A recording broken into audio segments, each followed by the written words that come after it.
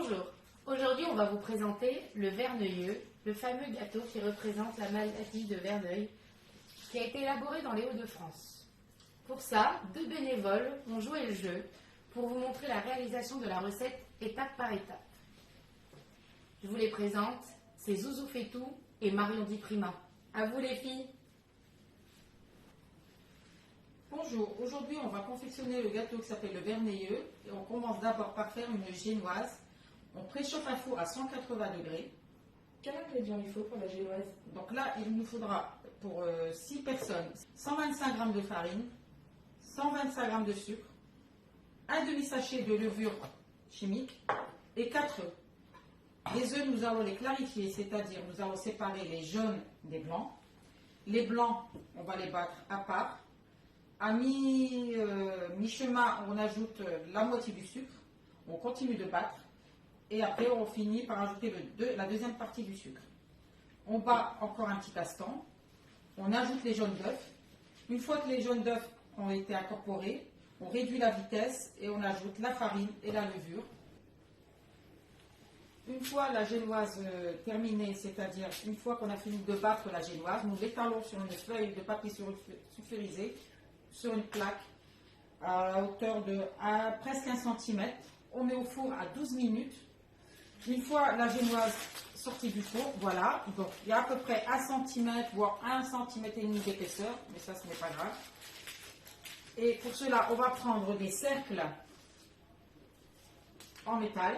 On prend du papier rhodoïde qu'on met entre le cercle et la génoise pour faciliter le démoulage. Voilà ce que ça donne. Donc après ça, on découpe des cercles dans la génoise et on peut commencer à monter la génoise juste après. Je peux essayer? Vas-y, je t'en prie. Donc tu prends un cercle sans rhodoïde et tu fais les emporter. Voilà. Tu appuies fort, toi, jusqu'au bout, comme ça c'est coupé.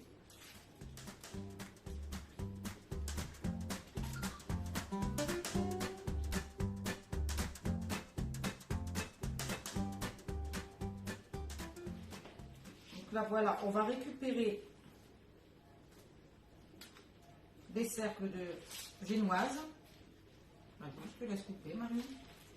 Et on les met à l'intérieur du cercle en métal habillé d'un rhodoïde. Et on fait ça pour les 6 petits verneuilleux.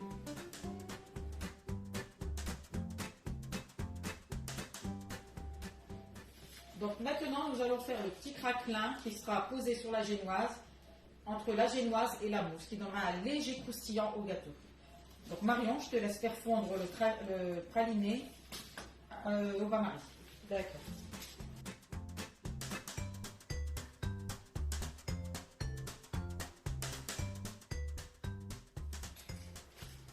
Une fois le chocolat fondu, on arrête le feu et on casse les petites crêpes dentelles. Voilà, qu'on trouve dans tous les supermarchés. Ce sont des petites crêpes dentelles qu'on va écraser et auxquelles on va ajouter le praliné. On en met 2, 4, 6 et dans chaque paquet, il y en a 2. Donc ça fait 16 crêpes dentelles. Après, c'est selon chacun. Il y en a qui aiment beaucoup plus de feuilletines, il y en a qui aiment moins. Donc vous jugez selon vous. Ah, d'accord. Je vais les faire comme ça. Je sont pas? Oui, oui. Ça déstresse. Un peu... Ah oui. On a tendance à laisser des gros bouts, Marion. T'es gourmande.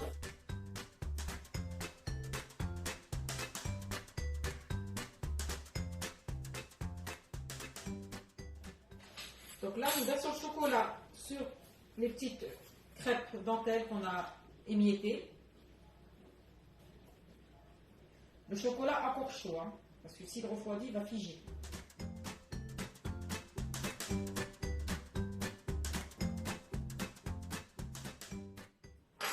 Voilà ce qui reste de notre génoise, une fois les cercles enlevés.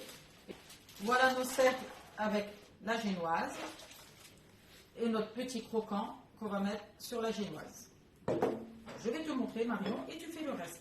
Parce que c'est ton travail aujourd'hui.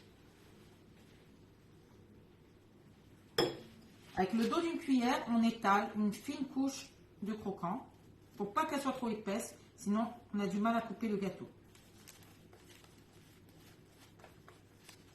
Du sang vers l'extérieur. Voilà, toujours.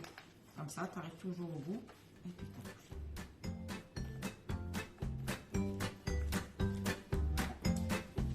Tu prends un peu jusqu'à ce que ça fait.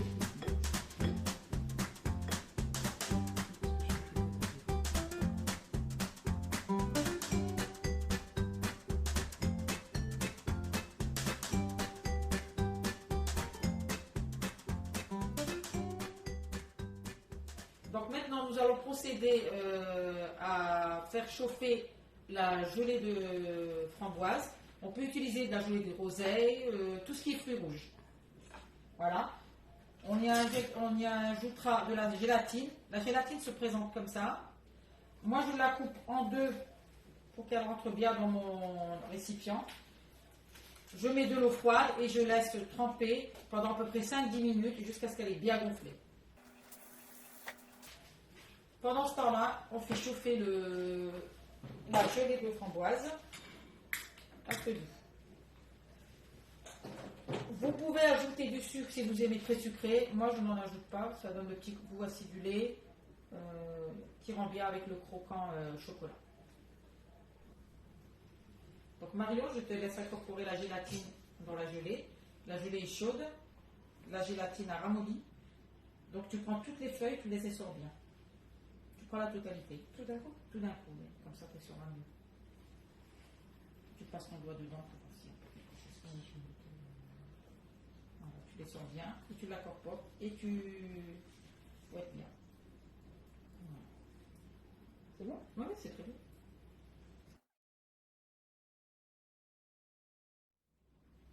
Donc voilà, nous avons sorti la gelée de framboise du frigo, qui est bien froide. Vas-y Marion. Le croustillant qui a bien pris aussi, qui est bien dur.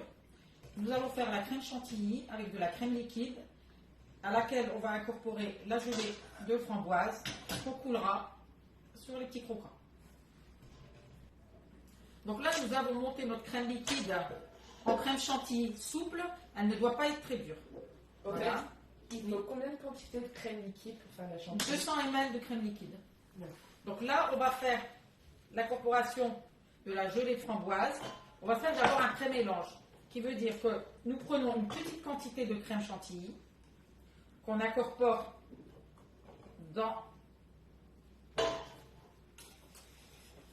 la gelée de framboise, c'est-à-dire on fait un pré-mélange.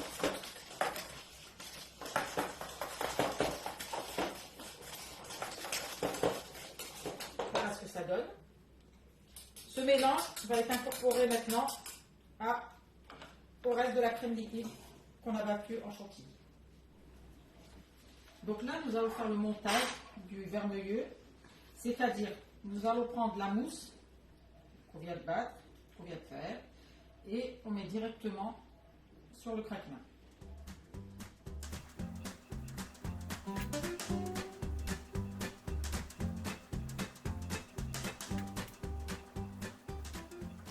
Puis faire alors du... Non, on va laisser un peu de redoute pour pouvoir mettre le glaçage. D'accord.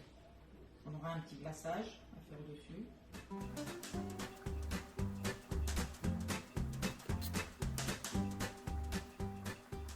Voilà le résultat final.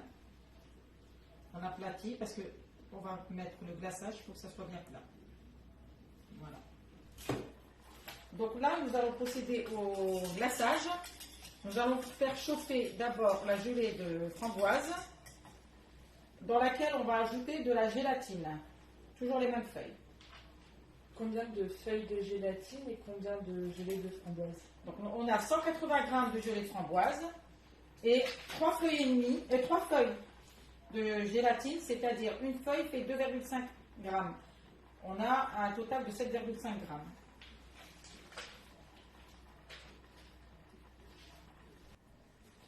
Donc là, la gélatine ramollit. La gelée de framboise continue de chauffer. Pour que la gélatine prenne, il faut que la gelée soit chaude. Donc là, Marion, je vais te laisser faire. On éteint le feu. Tu essores la gélatine et tu mélanges.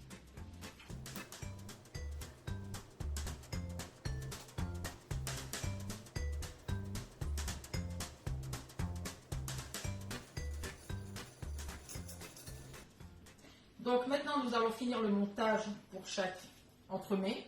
C'est-à-dire, nous allons faire un trou au milieu du gâteau. Nous allons introduire dedans du lait concentré sucré. On referme le trou avec la mousse qui reste. On repose. On pose un palais de chocolat blanc.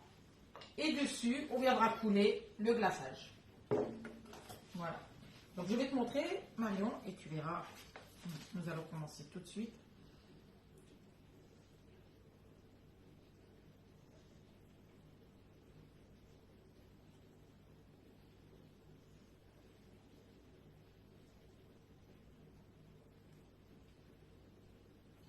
J'essaie d'être généreuse parce que la dernière fois, on m'a dit que je n'étais pas assez généreuse. Donc j'essaie d'en mettre un maximum. Voilà.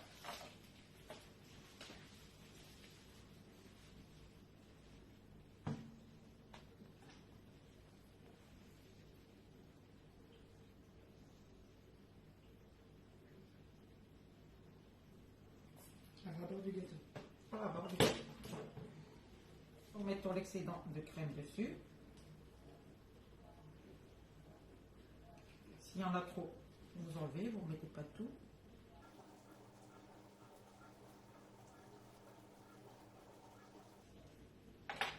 On met le palais.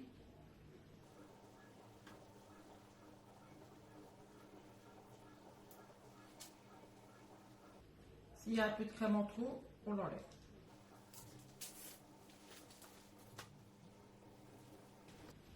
Et là, on vient mettre un peu de glaçage.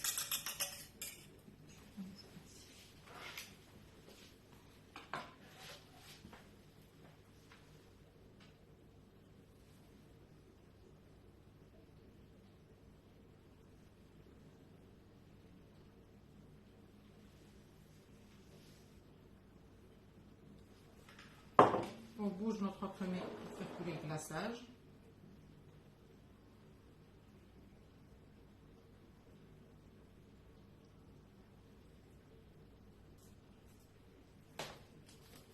Voilà.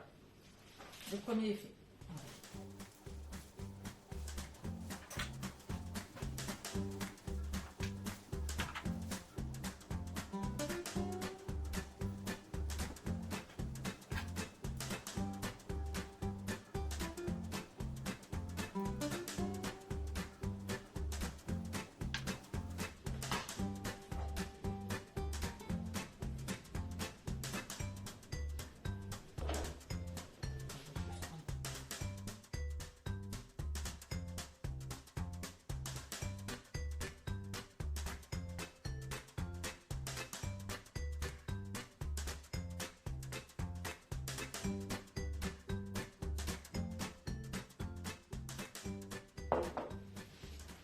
Donc voilà, une fois que le glaçage est placé, on pourra le remettre au frigo pour que ça prenne bien. On peut enfin passer à la dégustation.